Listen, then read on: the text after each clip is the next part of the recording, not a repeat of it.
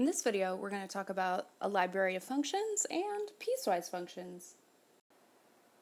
So to start, a library of functions, or parent functions, are a collection of very basic functions that are the parents of other more complicated, more interesting functions. So for example, a line, a quadratic, a cubic, an absolute value function, etc. These are all what we call parent functions, or as our book likes to call them, a library of functions. So we're going to briefly talk about 8 of those parent functions and their important properties. Starting with the most basic of functions, we have the constant function, which is just f of x or y is equal to some real number. And that makes a very fun horizontal line. And we can write the domain, it's going to be all real numbers. The range is only going to be identified as containing that one b value, that number. And the intercept, you've got one of them where it strikes the y-axis, it's even, and it's constant the entire way. Slightly more interesting is the identity function. So that's f of x or y is equal to x, which makes this line. Domain and range are all real numbers. It only has one intercept at the origin. It's odd, and it increases the entire way. Next, we have the square function. You may also know it as a quadratic function or a parabola. All names are fitting, and that's f of x is equal to x squared. And so domain is all real numbers. Range starts and includes 0 and goes to infinity. It only has one intercept at the origin. It's even. It increases from 0 to infinity and decreases from negative infinity to 0. And after the square function, we talk about the cube function. So that's f of x is equal to x cubed. It creates this little curvy graph. Domain and range, all real numbers for both. It again has one intercept at the origin. It's odd, and it increases the entire way. So remember, if we're reading from left to right, that's increasing, kind of takes a dip, but it still increases. So super fun. And here we have the square root function. So that's f of x is equal to the square root of x, or x to the 1/2 power. So that's where we start at 0, and it just kind of makes that kind of a weird like hill shape. I don't know. If you have a better shape reference for it, let me know. The domain is going to start and include 0 and then go to infinity. Same thing with the range. It only has one intercept at the origin. It is neither even or odd, not surprising, and it increases the entire way. So starting at 0, going to infinity. And of course, we can't talk about the square root function without talking about the cube root function. Am I right? All right, so that's f of x is equal to the cube root of x, or x to the 1/3 power. So it kind of looks like a cube function, a cubic graph, kind of makes that same shape. Domain and range, all real numbers. Intercept is at the origin. It's an odd function, just like x cubed, and it increases the entire way. Same with x cubed. Weird. Not so weird. Next, we have the reciprocal function. So that's f of x is equal to 1/x. And remember, we cannot have a 0 in our denominator. So x cannot be 0. That's why there's this break here. So it creates this shape and that shape. So the domain and the range are going to be the same. It's going to start at negative infinity, go to 0, not include 0, because remember, that's going to break our domain. Pick back up at 0 and go to infinity. There are no intercepts. It does not touch the x or y axis. It is an odd function in more ways than one. And it actually decreases the entire way through. So if you're coming from negative infinity, you're going down. And then you have to like pick up your pencil or your imaginary pencil and pick back up over here, and it's going to decrease all the way. So negative infinity to 0, skip over 0, and pick back up and go to infinity. And the last parent function we're going to talk about is the absolute value function. You've seen this before. F of x is equal to the absolute value of x. Just a quick little reminder. Absolute value, remember, it always produces a positive output, so your y value is always positive or 0. Because, remember, absolute value is the distance a number is, positive or negative, to 0. Hence, why it's always positive. Distance is always positive. So, you remember this, right? It makes this weird, I don't know if it's weird, this V shape. So domain is going to be all real numbers. Range starts at 0, includes 0, goes to infinity. Has that origin intercept. It's even, because it flips over the y-axis. It increases from 0 to infinity and decreases from negative infinity to 0. So we're going to move on from our library of functions or parent functions to talk about piecewise functions. And we were just talking about an absolute value function, which is actually a piecewise function. So a piecewise function is what its name suggests. It is a function that is defined by different equations on different parts of its domain. I like to think of it like a Franken function, like you're stitching together different functions to make one larger function. So again, the absolute value function is a piecewise function, where this is how we would traditionally define a piecewise function. So it's always f of x is equal to, and if it has a name, great, but usually it's just this curly bracket with whatever the definitions are. So for example, with the absolute value function, we have y, or f of x, is equal to x if x is greater than or equal to 0. So greater than or equal to 0, on the right-hand side here, it's going to be y equals x. And it's going to be y equals negative x if x is less than 0. So that's when it comes down and becomes negative x here. And when you join those two together, you get the absolute value function. So let's work through an example. So let's say we have this piecewise function here, which has 3 different parts.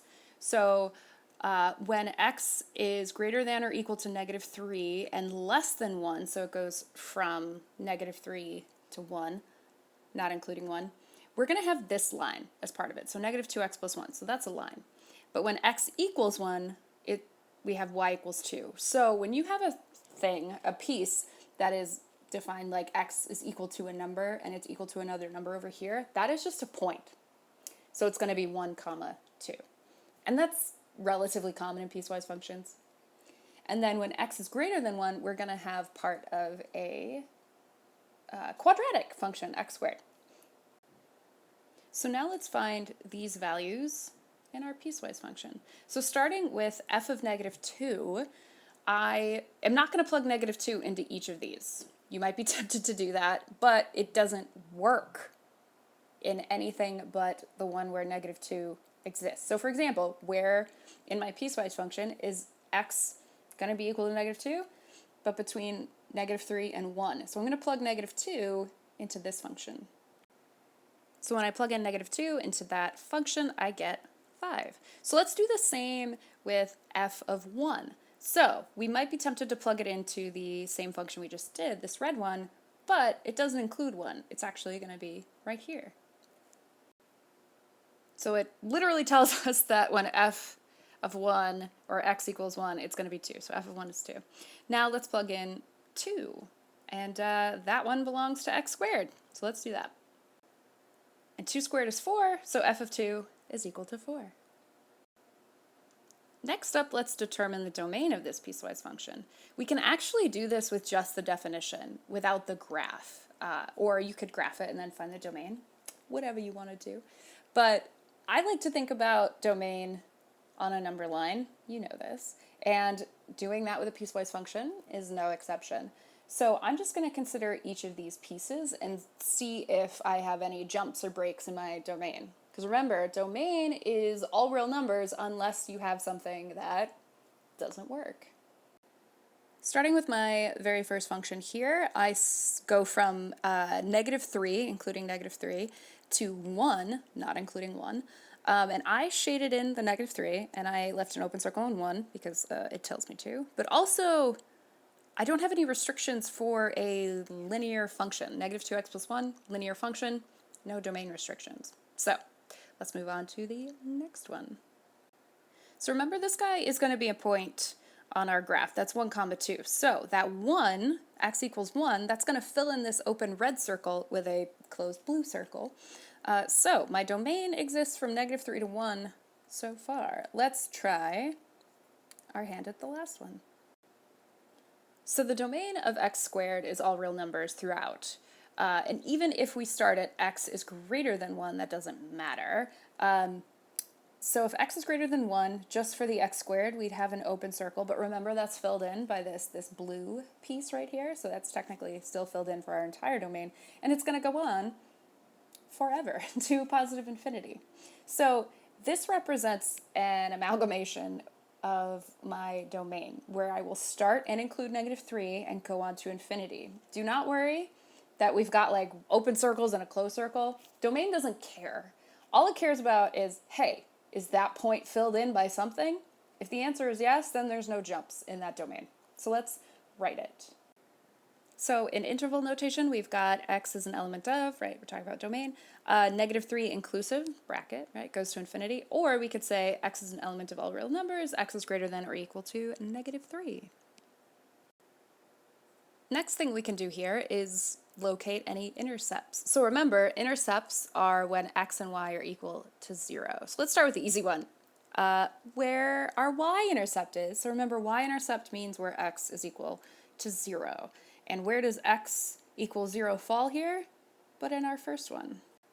So I plug in 0 for x, as you do, and I get 1. So my y-intercept is at 0, 1. There are no other y-intercepts because that's the only place where x is going to equal 0. It won't equal it at 1 or greater than 1.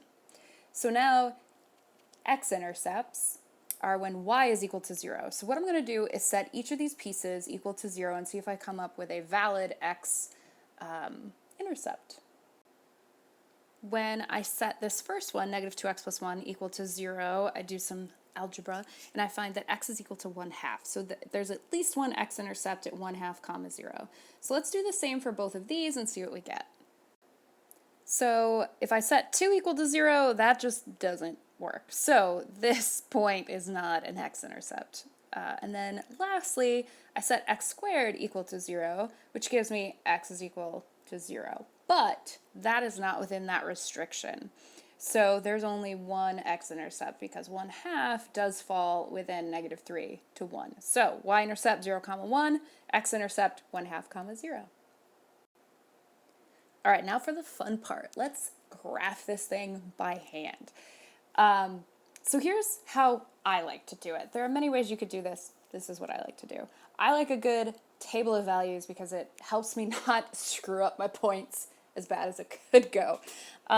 So what I've done is I would like to color coordinate this thing. If you are a color fan, have at it. Colored pencils are your friend. So I like to break this thing up into each of the 3 pieces. Red is my linear function starting from -3 and it goes to 1. And I put parentheses around 1 because I still need that point. I need whatever that point is. Just like when you think about a number line, you would create an open circle, but you got to shade all the way up to that open circle. It's no different when you graph on an XY plane. So that's why this one and this one for x squared have parentheses around them. We will just put an open circle at those points.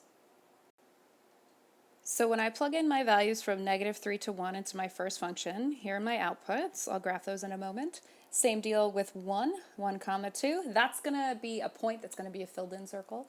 And then I start with my x squared function. I plug in 1 and 2. I could keep going because this thing keeps going, but you get the drift. So let's graph each of these points and see what that looks like. All right, forgive my literal handiwork here. Not cute. But this is what our piecewise function looks like. So it's going to go from -3, this linear piece at least, to an open circle at 1 here. And we don't draw an arrow here because our piecewise function starts at x equals -3, but it doesn't keep going to -infinity. So no arrow there. 1, 2 fills in that hole and that hole. And my quadratic, quote unquote quadratic, because this is, something else. We have an open circle at 1, 1, but then we connect it all the way up through 2, 4, etc. And that's our piecewise function. Last 2 things I'd like to do for this piecewise function are to find the range given the graph and talk about this thing. Is f continuous on its domain? Also, I'd like to point out that this is what a proper nice looking piecewise function for that graph that I just tried to draw would look like. So this is what it's supposed to look like. Much better version. All right, let's find our range. So remember, range is our y values. And I take a look at this number line to help me out. So it looks like we start on the lower end at -1, but it won't include -1. And it looks like everything else is filled up. Don't worry about this, because this guy goes on forever. So every y value, starting at -1, not including -1, is filled in. And here's how we write it in interval and set builder notation. And lastly, let's talk about this idea of f being continuous or not continuous on its domain. So let's break this thing apart. Domain, we know what the domain is. It starts at -3 and goes on to infinity. Because, right, this doesn't matter. Just because there's a hole there, that doesn't mean anything to the domain. But is the function, the entire function, continuous? So what you need to know about continuity, or a function being continuous, think of it like if I was to trace this with my pencil or pen or whatever, and if I have to pick up my pencil at any point, tracing along the function along its domain, we would say that that is not continuous along its domain. There's a jump, there's a break, doesn't work. So I would say, no, f is not continuous on its domain. I don't know if it's sad, but no. That's going to do it for this video. Thank you so much for watching.